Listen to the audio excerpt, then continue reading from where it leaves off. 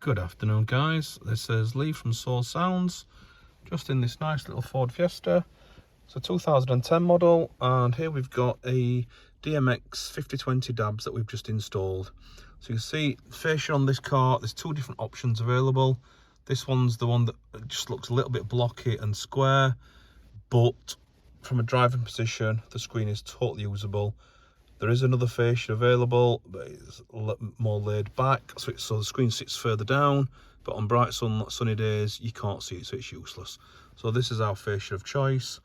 As you can see here, we've got DAB radio along with FM, we've got Bluetooth streaming, we have USB connection, which USB is in his glove box here.